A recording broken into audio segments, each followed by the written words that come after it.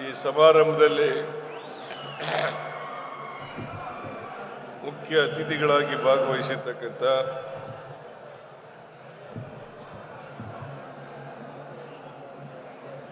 ಮೈಸೂರು ಜಿಲ್ಲಾ ಉಸ್ತುವಾರಿ ಸಚಿವರಾದಂಥ doctor SC. Mahadevappa ಅವರೇ, ವೈದ್ಯಕೀಯ ಶಿಕ್ಷಣ ಇಲಾಖೆಯ ಸಚಿವರಾದಂಥ ಶ್ರೀ ಶರಣಪ್ರಕಾಶ್ ಪಾಟೀಲ್ ಅವರೇ, ಉನ್ನತ ಶಿಕ್ಷಣ ಸಚಿವರಾದಂಥ ಡಾಕ್ಟರ್ ಎಂ.ಸಿ. ಸುಧಾಕರ್ ಅವರೇ, ಲೋಕಸಭಾ ಸದಸ್ಯರಾದಂಥ ಶ್ರೀ ಸುನೀಲ್ ಬೋಸ್ ಅವರೇ, ಮಾಜಿ ಸಚಿವರು ಹಾಗೂ ಗ್ಯಾರಂಟಿ ಯೋಜನೆಗಳ ರಾಜ್ಯ ಮಟ್ಟದ ಸಮಿತಿಯ ಅಧ್ಯಕ್ಷರಾದಂಥ ಶ್ರೀ ಎಚ್.ಎಂ. ರೇವಣ್ಣ ಅವರೇ, ಮೇಲ್ಮನೆಯ ಸದಸ್ಯರಾದಂಥ ಡಾಕ್ಟರ್ ತಿಮ್ಮಯ್ಯ ಅವರೇ, ಇನ್ನೊಬ್ಬರು ಮೇಲ್ಮನೆ ಸದಸ್ಯರಾದಂಥ ಡಾಕ್ಟರ್ ಯತೀಂದ್ರ ಅವರೇ,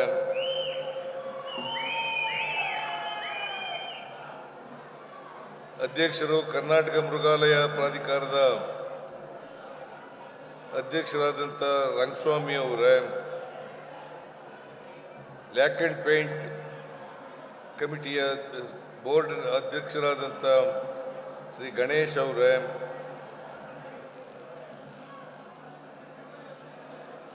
ಕುಪ್ಯ ಗ್ರಾಮ ಪಂಚಾಯಿತಿಯ ಅಧ್ಯಕ್ಷರಾದಂಥ ಶ್ರೀಮತಿ ನಂದಿನಿ ರಾಜೇಶ್ ಅವರೇ,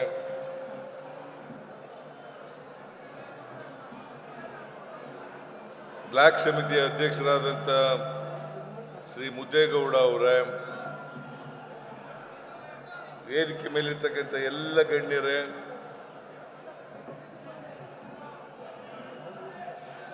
ಪಕ್ಷದ ಎಲ್ಲ ಮುಖಂಡರುಗಳೇ, ಇಲ್ಲಿ ಆಗಮಿಸಿರ್ತಕ್ಕಂಥ ಎಲ್ಲ ಆತ್ಮೀಯ ಬಂಧುಗಳೇ, ತಾಯಂದಿರೇ, ಸುದ್ದಿ ಮಾಧ್ಯಮದ ಗೆಳೆಯರೇ, ನಾವು ತಡವಾಗಿ ಬಂದದಕ್ಕೆ ಕ್ಷಮಿಸಬೇಕು. ಇವತ್ತು ಸುತ್ತೂರು ಜಾತ್ರೆ ಇತ್ತು.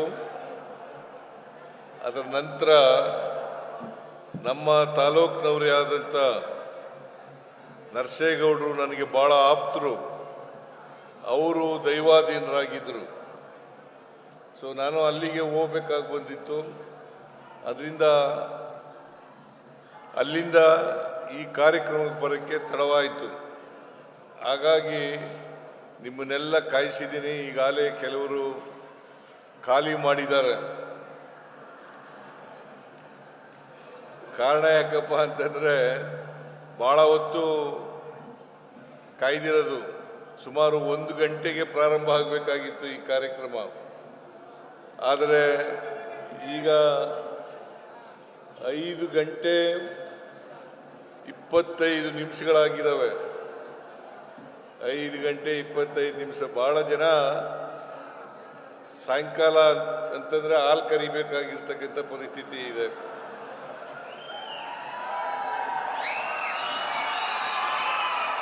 ಹಾಲು ಕರೆದು ಸೊಸೈಟಿಗಳಿಗೆ ಕೊಡಬೇಕಾಗಿರೋದ್ರಿಂದ ಭಾಳ ಜನ ಖಾಲಿ ಆಗಿರ್ಬೋದು ಅಂತಕ್ಕಂಥ ಅಭಿಪ್ರಾಯವನ್ನು ವ್ಯಕ್ತ ಮಾಡಿ, ನೀವಾದರೂ ಕೂಡ ಇದ್ದೀರಲ್ಲ ಇಷ್ಟೊಂದು ಜನ ಅಂತಕ್ಕಂಥ ಮಾತುಗಳನ್ನು ಹೇಳಲಿಕ್ಕೆ ಬಯಸ್ತಾ ಇದ್ದೇನೆ. ನಿಮ್ಮೆಲ್ಲರಿಗೂ,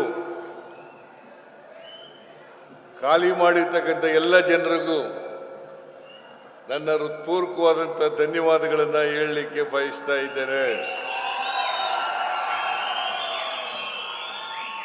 ಇವತ್ತು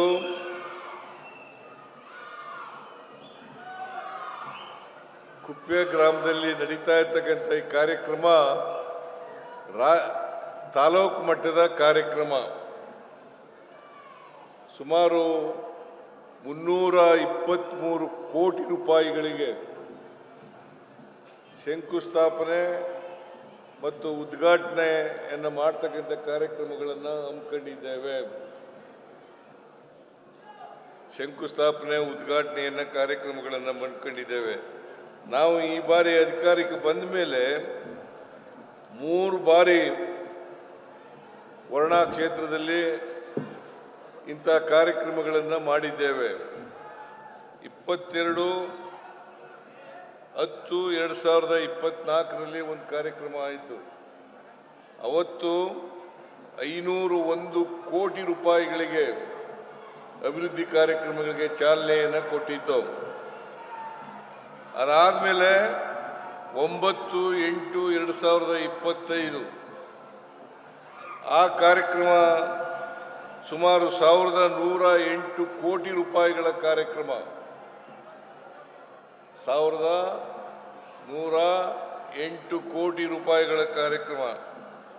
ಅದಾದಮೇಲೆ ಇವತ್ತು 18/1/2026 ಇವತ್ತು ನಡೀತಕ್ಕಂಥ ಕಾರ್ಯಕ್ರಮದಲ್ಲಿ 323 ಕೋಟಿ, ಅಂದರೆ ಒಟ್ಟು 1932 ಕೋಟಿ ರೂಪಾಯಿಗಳನ್ನು 1932 ಕೋಟಿ ರೂಪಾಯಿಗಳನ್ನು ನಾವು ಈ ಬಾರಿ ಅಧಿಕಾರಕ್ಕೆ ಬಂದ ಮೇಲೆ ವರ್ಣಾ ಕ್ಷೇತ್ರದಲ್ಲಿ ಅಭಿವೃದ್ಧಿ ಕಾರ್ಯಕ್ರಮಗಳಿಗೆ ಖರ್ಚು ಮಾಡಿದ್ದೇವೆ. ಸುಮಾರು 1500ಕ್ಕೂ ಹೆಚ್ಚು ಕಾರ್ಯಕ್ರಮಗಳನ್ನು ಮಾಡಿದ್ದೇವೆ. ಇದರ ಅರ್ಥ ನಮ್ಮ ಸರ್ಕಾರ ಅಭಿವೃದ್ಧಿ ಕಾರ್ಯಕ್ರಮಗಳಿಗೂ ಕೂಡ ಹಣ ಖರ್ಚು ಮಾಡಿದ್ದೀವಿ, ಜೊತೆಗೆ ಗ್ಯಾರಂಟಿ ಯೋಜನೆಗಳಿಗೂ ಕೂಡ ಖರ್ಚು ಮಾಡಿದ್ದೀವಿ ಅಂತಕ್ಕಂಥದ್ದು ಬಹಳ ಸ್ಪಷ್ಟವಾಗ್ತದೆ ಅಂತಕ್ಕಂಥ ಮಾತುಗಳನ್ನು ಹೇಳಲಿಕ್ಕೆ ಬಯಸ್ತಾ ಇದ್ದೇನೆ. ವಿರೋಧ ಪಕ್ಷದವರು ಬಹಳ ದೊಡ್ಡದಾಗಿ ನಮ್ಮ ಮೇಲೆ ಅಪಪ್ರಚಾರ ಮಾಡ್ತಾ ಇದ್ದಾರೆ. ಸಿದ್ದರಾಮಯ್ಯನವರ ಸರ್ಕಾರದಲ್ಲಿ ಹಣ ಇಲ್ಲ, ಗ್ಯಾರಂಟಿ ಯೋಜನೆಗಳಿಗೆ ಹಣ ಖರ್ಚು ಮಾಡಿಬಿಟ್ಟಿರೋದ್ರಿಂದ ಅಭಿವೃದ್ಧಿ ಕಾರ್ಯಕ್ರಮಗಳಿಗೆ ಯಾವುದೇ ಹಣ ಇಲ್ಲ, ಖಜಾನೆ ಖಾಲಿಯಾಗಿದೆ ಅಂತಕ್ಕಂಥ ಆರೋಪಗಳನ್ನು ವಿರೋಧ ಪಕ್ಷದವರು ಮಾಡ್ತಾರೆ. ನಾನು ವಿರೋಧ ಪಕ್ಷದವರಿಗೆ ಕೇಳ್ತೇನೆ, ಈ 2.5 ವರ್ಷಗಳಲ್ಲಿ 1932 ಕೋಟಿ ರೂಪಾಯಿಗಳನ್ನು ಬರೀ ಅಭಿವೃದ್ಧಿ ಕಾರ್ಯಕ್ರಮಗಳಿಗೆ ಖರ್ಚು ಮಾಡಿರ್ತಕ್ಕಂಥದ್ದು. ಖಜಾನೆ ಖಾಲಿಯಾಗಿದ್ರೆ ಇಷ್ಟೊಂದು ಕೋಟಿ ರೂಪಾಯಿಗಳ ಹಣವನ್ನು ಖರ್ಚು ಮಾಡಲಿಕ್ಕೆ ಸಾಧ್ಯ ಆಯ್ತಿತ್ತ? ಮೈಸೂರು ಜಿಲ್ಲೆನಲ್ಲಿ ಸುಮಾರು 10,000 ಕೋಟಿ ರೂಪಾಯಿಗಳನ್ನು ಖರ್ಚು ಮಾಡಿದ್ದೀವಿ. ಮೈಸೂರು ಜಿಲ್ಲೆನಲ್ಲಿ 10,000 ಕೋಟಿ ರೂಪಾಯಿಗಳು. ಇದೇ ರೀತಿ ರಾಜ್ಯದ ಎಲ್ಲ ಜಿಲ್ಲೆಗಳಲ್ಲೂ ಕೂಡ ಹಣವನ್ನು ಖರ್ಚು ಮಾಡಿದ್ದೀವಿ. ಎಲ್ಲ ಜಿಲ್ಲೆಗಳಲ್ಲೂ ಕೂಡ ಕಾರ್ಯಕ್ರಮಗಳನ್ನು ಮಾಡಿ ಅಭಿವೃದ್ಧಿ ಕಾರ್ಯಕ್ರಮಗಳನ್ನು ಮಾಡಿದ್ದೇವೆ. ಇದರ ಜೊತೆಗೆ 1,15,000 ಕೋಟಿ 1,15,000 ಕೋಟಿ ರೂಪಾಯಿಗಳನ್ನು ಗ್ಯಾರಂಟಿ ಯೋಜನೆಗಳಿಗೆ ಖರ್ಚು ಮಾಡಿದ್ದೇವೆ. ಶಕ್ತಿ ಯೋಜನೆ, ಗೃಹಲಕ್ಷ್ಮಿ ಯೋಜನೆ, ಗೃಹ ಜ್ಯೋತಿ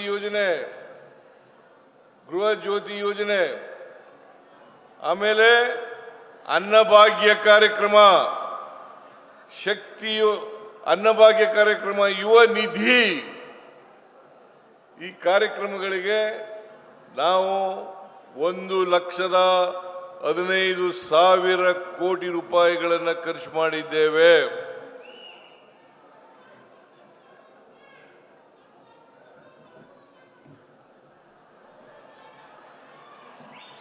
$1,15,000 ಕೋಟಿ ರೂಪಾಯಿಗಳನ್ನು ಖರ್ಚು ಮಾಡಿದ್ದೀವಿ.